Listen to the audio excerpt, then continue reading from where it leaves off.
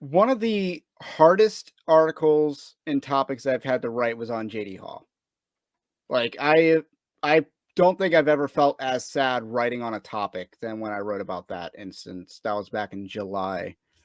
Uh and it's not because, I've always kind of maintained that I didn't want to be JD Hall or even like him because I'm just being myself. We're just not too dissimilar and we're operating in the same space.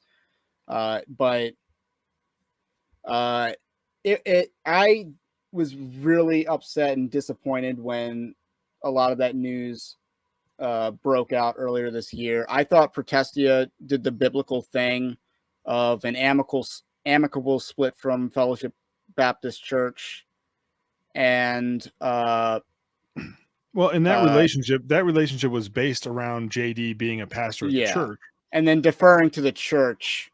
And that's all we could do. Yeah. I tried to explain it in a couple of videos and articles. I tried to explain that, because this ministry, like a lot of other online ministries, are they're sort of remote and they're scattered and their cooperations over the internet, that we don't have that kind of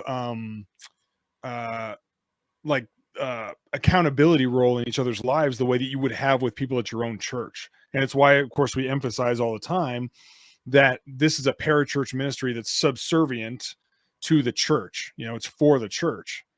But when something like this comes along and we don't know, I live in Colorado. I don't have any ability to know all the ins and outs of what's going on in a church several states away. The best that you can do is follow the church's lead and pray.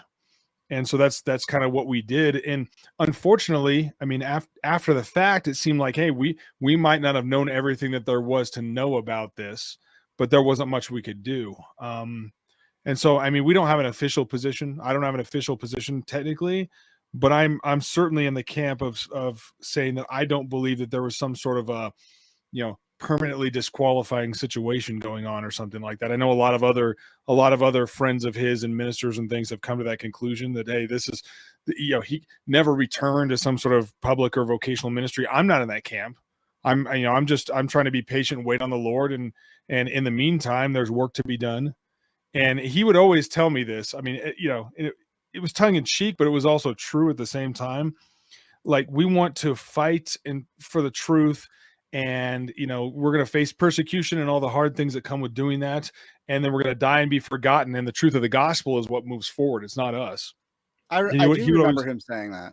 Yeah. It was a pretty common kind of framework that he would use. He would always say, if I'm behind the pulpit preaching and I keel over a heart attack, push me out of the way and finish the sermon. He was very much about the validity and the power of the gospel versus us as personalities, which is manifestly different from, Big Eva, modern churches where it's all about the vision caster. It's all about the personality. This is, we're very ground level, sites like ours. It's like, if, the same thing that happened at Protestia, somebody else will pick up they'll pick up the banner and carry on. That's what we hope and pray for. Because it's the gospel that matters. Ravi Zacharias International Ministries. Yeah. You actually can distance yourself from any personality when needed because you're not named after it.